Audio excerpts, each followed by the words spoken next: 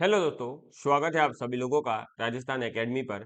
मैं प्रवीण सिंह आप सभी लोगों के साथ में कंटिन्यूअसली जुड़ा हुआ हूं। आप सभी लोग जानते हैं कि विभिन्न प्रकार की प्रतियोगी परीक्षाओं के लिए मेरे द्वारा जो भी सहायता की जा सकती है, वो सहायता आप लोगों को उपलब्ध करवा रहा हूं। जिसके अंदर हमने आप लोगों के लिए सीईटी की कंप्लीट क्लासेस अवेलेबल करवाई थी, एलडीसी एग्जाम के लिए क्लासेस अवेलेबल करवाई थी, लैब असिस्टेंट के लिए क्लासेस अवेलेबल करवाई है, रीट लेवल 1 के लिए करवाई थी, ग्राम सेवक के लिए, पटवारी के लिए, और अभी हम जो है संगणक और जूनियर अकाउंटेंट के लिए भी क्लासेस स्टार्ट करने जा रहे हैं।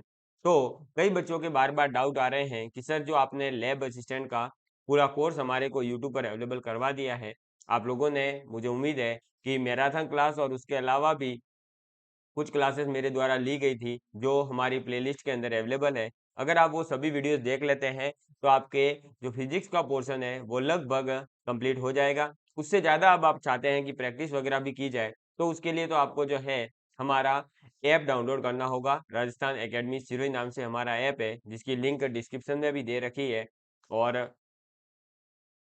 आप उस लिंक से ऐप को डाउनलोड करने के बाद में अपना जो भी डिटेल्स वगैरह पूछी जाती है, आपके मोबाइल नंबर, नाम वगैरह, वो फिल करके आप जो है उसके अंदर हमारा फ्री मटेरियल भी हमने कुछ अवेलेबल करवाया है। जैसे कि आप प्रीवियस ईयर के पेपर प्राप्त कर सकते हैं, राजस्थान जीके के नोट्स आप प्राप्त कर सकते हैं, उसके अलावा जो डेमो वीडियोज है वो आप देख सकते हो। और उसके अलावा हमने जो है उसके अंदर प्रैक्टिस के लिए भी क्वेश्चंस की वीडियोज जो है वो अवेलेबल करवा रखी है। तो आप वो सभी चीज़ें हमारे ऐप पर प्राप्त कर सकते हैं।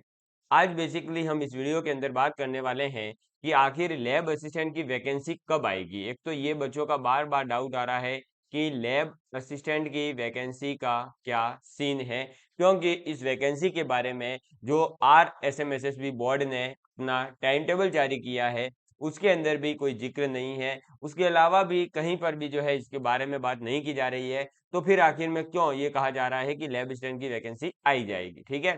तो इसके बारे में मैं अभी बताऊँगा। और इसके अलावा जो है आज सुबह मैंने एलडीसी का जो वीडियो डाला था कि आपको एलडीसी एग्जाम के लिए कैसे प्रिपरेशन करनी है और किस प्रकार से सिलेबस को कंप्लीट करना है, वो पूरा स्ट्रेटजी का वीडियो देखा होगा।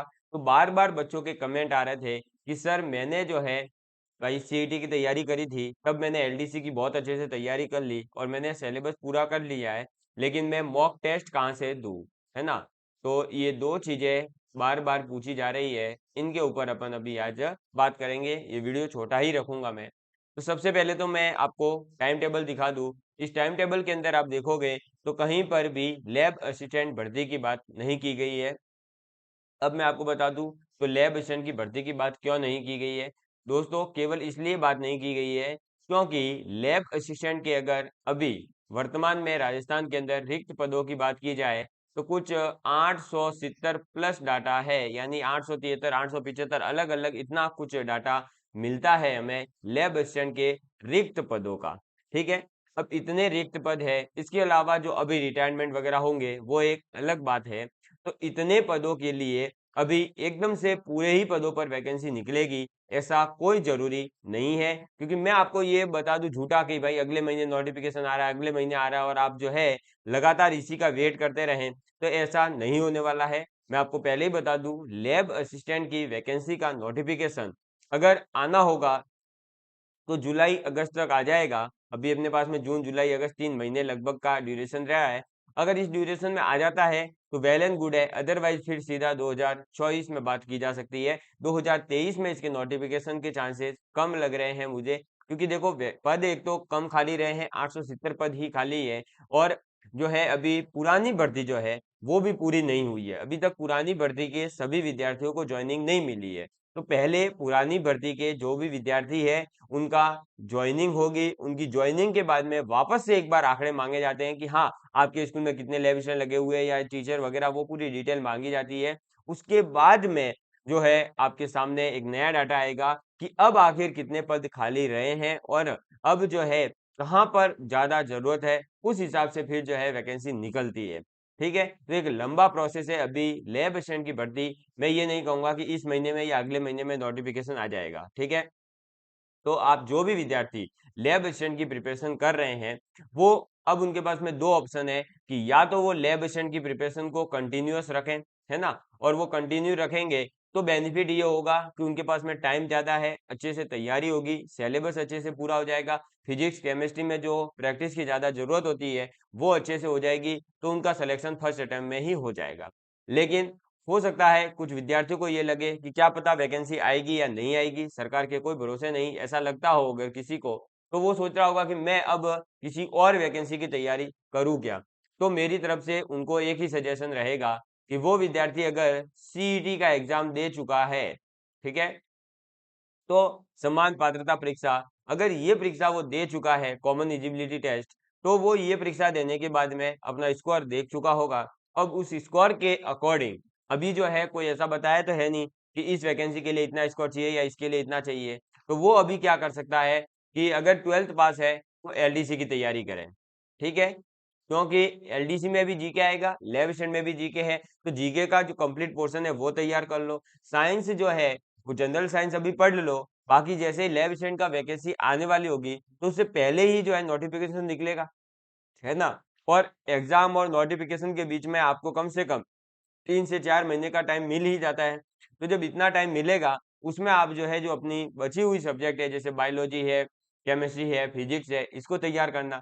अभी जिस चीज के बारे में फिक्स कह दिया गया है सरकार के द्वारा कि फरवरी 2024 में हम एलडीसी का एग्जाम करवाएंगे, इसका मतलब एलडीसी की वैकेंसी तो आना कंपलसरी है। तो क्यों ना हम इस चीज की तैयारी साथ के साथ करें। अगर आप 12वीं पास है तो लैब असिस्टेंट और एलडीसी की साथ में मिला करके तैयारी करें, क्योंकि मैंने भी साथ में तैयारी करी थी और दोनों में ही सिलेक्शन हो गया था। तो मेरी तरफ से यही सजेशन रहेगा कि आप दोनों की तैयारी साथ में करें। जो जीके का पोर्शन है कॉमन उसको तैयार करें, जनरल साइंस को अच्छे से तैयार कर लेवे, ठीक है? और बाकी जो अलग सब्जेक्ट है उनको आप अभी छोड़ के रखें, उनको थोड़ा थोड़ा ही समय दें दिन का, बस 15-20 मिनट दे दिए, या नोट्स बना लो। अभी जो सब्जेक्ट कॉमन नहीं है उनके नोट्स बना लो, जो कॉमन है उनके नोट्स बनाओगे वो तो दोनों में काम आएंगे। तो इस प्रकार से आप जो है कंसल्ट अपने तरीके से मिला करके इंटीग्रेटेड जो है तरीके से तैयारी करो, ताकि आपको जो है अगर लैब असिस्टेंट की वैकेंसी नहीं आती है तो एलडीसी में सिलेक्शन हो जाए, अगर एलडीसी की वैकेंसी आ जाती है और लैब असिस्टेंट की भी आती है तो फिर आपकी इच्छा अनुसार आप ज्वाइनिंग ले सकते हैं। जैसे कि मैंने लैब असिस्टेंट भी क्वालिफाई किया, एलडीसी भी क्वालिफाई किया, लैब असिस्टेंट में ले ली ज्वाइनिंग, तो ऐसे आप अपने ऊपर फिर डिपेंड करेगा। अब तो इसका जवाब यही है कि अभी आप तैयारी करें, सिर्फ इसकी नोटिफिकेशन के बारे में मैं बिल्कुल नहीं कहूंगा कि अगले महीने आएगी या उसके अगले महीने आएगी। हाँ, तैयारी जरूर करें, क्योंकि वैकेंसी तो आएगी ही, इस साल नहीं तो अगले साल आ जाएगी, वैकेंसी आना कंपलसरी है। दूसरी बात, मॉक टेस्ट के लिए बच्चे बात कर रहे थे, बार बार कमेंट आ रहे हैं। तो देखिए मॉक टेस्ट के लिए आपको पहले ही बता दूं कि वैकेंसी कब आएगी अभी कोई फिक्स नहीं है, एग्जाम कब होगा ये फिक्स हो गया है कि 2024 में होगा। तो मेरे हिसाब से अभी से मॉक टेस्ट देना ज्यादा जरूरी नहीं है। मॉक टेस्ट कब देने चाहिए? जब एग्जाम से 1-2 महीने पहले जो है हमारी पूरी तरह से तैयारी हो जाती है तब। अब आपने अभी तक क्या करा है? केवल सिलेबस पूरा करा है, यानी जो आपका पाठ्यक्रम था वो केवल आपने पढ़ा है। अभी आपकी तैयारी में बहुत चीजें बाकी है। जैसे दूसरी चीज आपके क्या बाकी है? तो हर एक टॉपिक की प्रैक्टिस बाकी है। क्या आपने हर टॉपिक के, चाहे जीके का हो, चाहे आपके मैथ्स का हो, चाहे साइंस का हो, चाहे हिंदी का हो, चाहे इंग्लिश का हो, 50 से 100 क्वेश्चन लगाए क्या हर टॉपिक के? नहीं लगाए होंगे। तो मुझे आपसे एक रिक्वेस्ट करनी चाहिए कि आप सभी लोग प्रैक्टिस करिए भाई। अब क्या करिए, पाठ्यक्रम आपने एक बार पढ़ लिया है, मैं मानता हूं कि आपने सीईटी के लिए तैयारी करी तब पढ़ लिया होगा, लेकिन आपने प्रैक्टिस नहीं करी है। अब आप प्रैक्टिस करिए। प्रैक्टिस करने के बाद में जो मैं आप लोगों को एक हमारे ऐप पर बुक अवेलेबल करवा रहा हूँ एलडीसी एग्जाम के लिए, मैथ्स की और साइंस की, जिसके अंदर जो भी एलडीसी के एग्जाम हुए हैं उन सभी के मैथ्स और साइंस के अलग अलग पूरी बुक बना करके क्वेश्चन अवेलेबल करवा रहा हूँ। लगभग 450 क्वेश्चन है। वो क्या कहलाएंगे? Previous year question paper, PYQs आप लगाइए। उससे आपको पता चलेगा कि आपके एग्जाम का लेवल क्या है और आपके कोई टॉपिक रह तो नहीं गया है। अगर आपने सिलेबस पूरा तो कर लिया लेकिन आपको लगता होगा कि यार ये नहीं पूछेंगे, और हो सकता है वही चीज आपके कभी प्रीवियस ईयर में आई हुई हो, तो उसको तैयार करिए अब। तो पहले आप पाठ्यक्रम पढ़ लिया, इससे सिलेक्शन नहीं होता है, और पाठ्यक्रम पढ़ने के बाद में मॉक टेस्ट नहीं दिए जाते हैं। बाद में आपको करनी है हर टॉपिक की प्रैक्टिस। प्रैक्टिस करने के लिए आप बुक खरीदिए, या फिर जो है मैं आप लोगों को जैसे क्वेश्चंस करवाता हूँ वो क्वेश्चंस करिए आप खुद, और उसके बाद में आप पीवाईक्यू की जो बुक ला रहा हूँ उसको सॉल्व करिए। उसके बाद में बात आ जाती है किसकी, मॉक टेस्ट की। तो अभी मॉक टेस्ट जो विद्यार्थी कह रहे थे उनको अभी मॉक टेस्ट नहीं देना है, पहले ये 2 स्टेप पूरे करने हैं। ठीक है, तो पहले इन 2 स्टेप को पूरा करिए। पाठ्यक्रम के हर एक टॉपिक के नोट्स होने चाहिए। अगर कोई पोर्शन आपको टफ लगता है और आपने छोड़ रखा है तो उसको छोड़िए मत, क्योंकि आपके पास में अभी 8 महीने का टाइम है। आज सुबह ही मैंने सब समझाया है एलडीसी एग्जाम के लिए, तो उसको आप पूरा वीडियो देखने के बाद ये वीडियो देखिए ताकि आपको अच्छे से समझ आ जाए कि मैं क्या बात कर रहा हूँ। तो पाठ्यक्रम पूरा करिए, प्रैक्टिस करिए, पीवाईक्यूज करिए, फिर मॉक टेस्ट की बात आती है। लैब स्टूडेंट और एलडीसी की तैयारी 12वीं पास बच्चे हो तो साथ में करिए।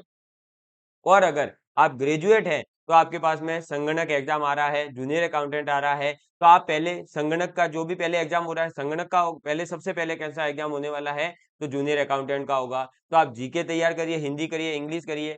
जब वो जूनियर अकाउंटेंट की तैयारी आप अच्छे से कर लेंगे तो संगणक में आपके मैथ्स में काम आ जाएगा, इकोनॉमिक्स तैयार हो जाएगी और जीके तैयार हो जाएगा।